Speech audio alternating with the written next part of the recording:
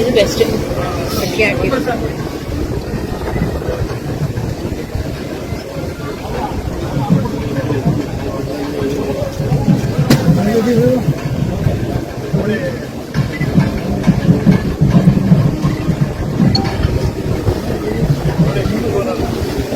ಸುಮಾರು ತಗೊಳ್ಳೋಣ ಹಾಕ ಸುಮಾರು ಸುಮಾರು ತಗೋ ಹೇಳಿದ್ರ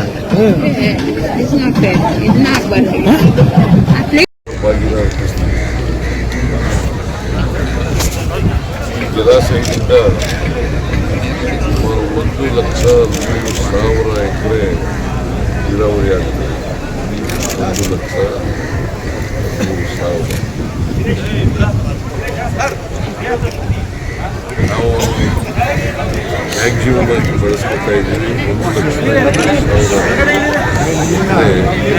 ಆಗ್ತಾ ಇದೆ. ಈಗ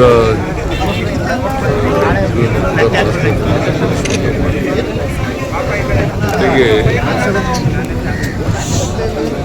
24/4/2025 ಮಹದೇಶ್ವರ ಬೆಟ್ಟದಲ್ಲಿ ನಡೆದಂಥ ಸಚಿವ ಸಂಪುಟ ಸಭೆಯಲ್ಲಿ 32.25 ಕೋಟಿ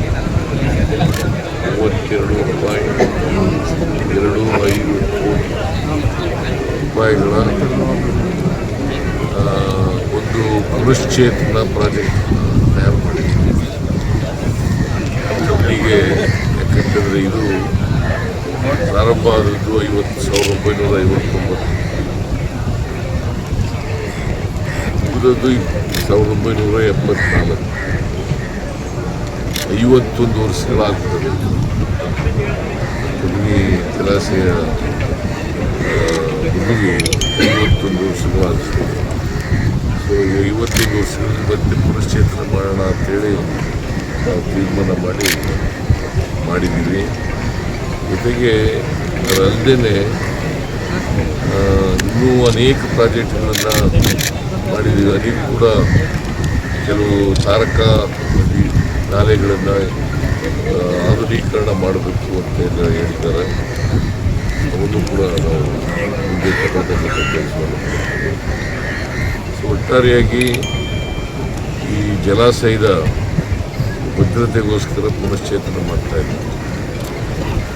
ಅಂತೇಳಿ ಆ ಭದ್ರತೆ ಉಂಟಾಗಿದೆ ಅಂತಲ್ಲ, 51 ವರ್ಷಗಳಾಗಿದೆ. ಅದರಿಂದ ಪುನಶ್ಚೇತನ ಮಾಡ್ತಕ್ಕಂಥ ಕೆಲಸ. ಸರ್, ಈ ಭಾಗದಲ್ಲಿ ಇದನ್ನು ಕೂಡ ಡೆವಲಪ್ ಮಾಡಬೇಕು ಅನ್ನೋ ಸಾಕಷ್ಟು ವರ್ಷದಿಂದ ಪ್ರಪೋಸಲ್ ಅದನ್ನು ಇಲ್ಲಿ ಹೇಳಿದ್ದಾರೆ. ಬೃಂದಾವನ ಗಾರ್ಡನ್ ಥರನೇ ಇದನ್ನು ಕೂಡ ಅಭಿವೃದ್ಧಿ ಮಾಡಬೇಕು ಅಂತ ಹೇಳಿದ್ದಾರೆ. ನೋಡೋಣ, ಈ ವರ್ಷ ಅದನ್ನು ಸುಮಾರು ವರ್ಷ ಹೋರಾಟ ಸರ್, ಸುಮಾರು ವರ್ಷ ಹೋರಾಟ ಮತ್ತು ನನಗೆ ನಾನು ಭಾಳ ಸಾರಿ ಬಂದಿದ್ದೀನಿ.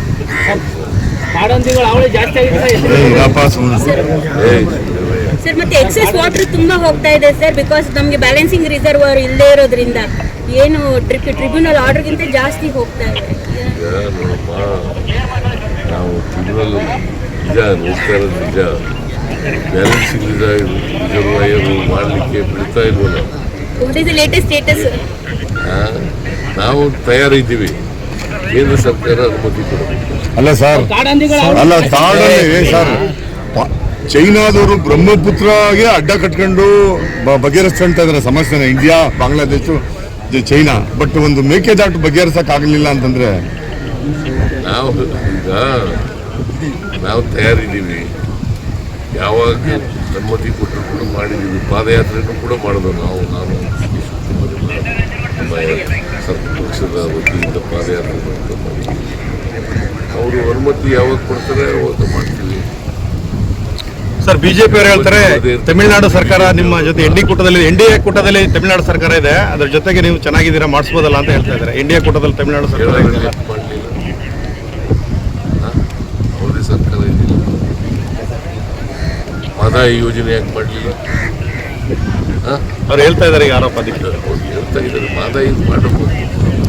ಇದಕ್ಕಿಂತ ಮೊದಲೇ ಇಲ್ಲ ಮಹದಾಯಿದಾಗಿರೋದು. ಅದನ್ನು ಮಾಡಿಸ್ಲಿಲ್ಲ. ಯಾರ ಸರ್ಕಾರ ಇರೋದು? ಬಿಜೆಪಿ ಸರ್ಕಾರನೇ ಇದೆಯಲ್ಲ. ಕೇಂದ್ರದಲ್ಲಿ ಹಂತದಲ್ಲಿ ಜಮೀನು ಕೊಡಲ್ಲ ಅಂತ ಹೇಳಿಲ್ಲ, ಹೇಳಿದೀವ ಜಮೀನು ಕೊಡ್ತೀವಿ. ಯಾವ ಕೈಗಾರಿಕೆಗಳು ಕೂಡ ಕರ್ನಾಟಕ ಬಿಟ್ಟು ಹೋಗಲ್ಲ. ಚಂದ್ರಬಾಬು ನಾಯ್ಡು ಅವರು ಏನೇ ರಾಜಕೀಯ ಮಾಡಿದ್ರು ಕೂಡ, ಚಂದ್ರಬಾಬು ನಾಯ್ಡು ಮಗ ಏನೇ ರಾಜಕೀಯ ಮಾಡಿದ್ರು ಕೂಡ ಯಾವ ಕೈಗಾರಿಕೆಗಳು ಕೂಡ ಕರ್ನಾಟಕ ಬಿಟ್ಟು ಹೋಗಲ್ಲ. ಸರ್ ಇದು ಸರ್ ಬೆಂಗಳೂರದು ಸರ್ ಜಲಾಶಯಕ್ಕೆ ವಶಪಡಿಸ್ಕೊಂಡ್ರ ಭೂಮಿನ ಈಗ ಈ ಜಲಾಶಯ ಏನಿದೆ ಇದಕ್ಕೆ ನಾವು ಈಗಾಗಲೇ ಕ್ಯಾಬಿನೆಟಲ್ಲಿ ಈಗ ಚೀಫ್ ಮಿನಿಸ್ಟರ್ ಹೇಳಿದ್ದಾರೆ 35 ಕೋಟಿ ರೂಪಾಯಿ ನಾವು ಮಲೆ ಮಹದೇಶ್ವರದಲ್ಲಿ ನಾವು ಅಪ್ರೂವ್ ಮಾಡಿದ್ದೀವಿ.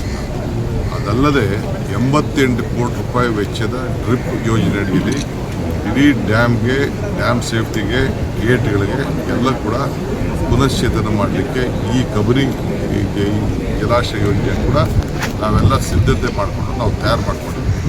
ಅದನ್ನು ಕೂಡ ಸದ್ಯದಲ್ಲೇ ನಾವು ಅಪ್ರೂವಲ್ ಕಳಿಸ್ಕೊಂಡಿದ್ದೀವಿ. ಅವರೆಲ್ಲ ಬಂದು ಮುಂದಿನ ತಕ್ಷಣ ಯಾವ್ಯಾವ ರೀತಿ ಮಾಡಬೇಕು ಅಂತ ಹೇಳಿ ನಾವು ಆ ಕೆಲಸ ಸರ್ ಅಚ್ಚುಕಟ್ಟು ಏರಿಯಾ ಇನ್ಕ್ರೀಸ್ ಮಾಡಲ್ವ ಸರ್? ಅಚ್ಚುಕಟ್ಟು ನೆಕ್ಸ್ಟ್ ಪಾಯಿಂಟು.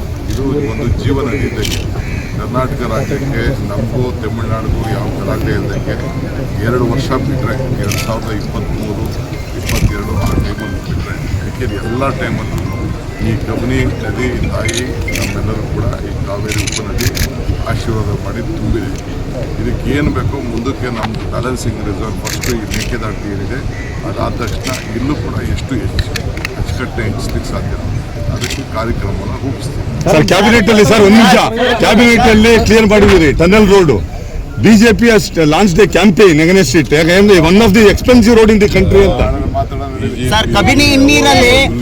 ಸರ್ ಕಬಿನಿ ಹಿನ್ನೀರಲ್ಲಿ ಅಕ್ರಮವಾಗಿ ಇಂತಹ ನೈಜ, ಇಂಟ್ರೆಸ್ಟಿಂಗ್ ಹಾಗೂ ಕ್ಯೂರಿಯಾಸಿಟಿ ಸುದ್ದಿಗಳು ನಿಮಗೆ ಸಿಗಬೇಕು ಅಂದ್ರೆ ಇಂಡಿಯಾ ಫಸ್ಟ್ ಟಿವಿ ಸಬ್ಸ್ಕ್ರೈಬ್ ಮಾಡಿ. ಒಂದು ಲೈಕ್ ಕೊಟ್ಟು ವಿಡಿಯೋ ಶೇರ್ ಮಾಡುವ ಮೂಲಕ ನಮ್ಮನ್ನು ಮತ್ತಷ್ಟು ಪ್ರೋತ್ಸಾಹಿಸಿ. ಇಂಡಿಯಾ ಫಸ್ಟ್, ನಿರ್ಭೀತಿಯಿಂದ ನಿಮಗಾಗಿ.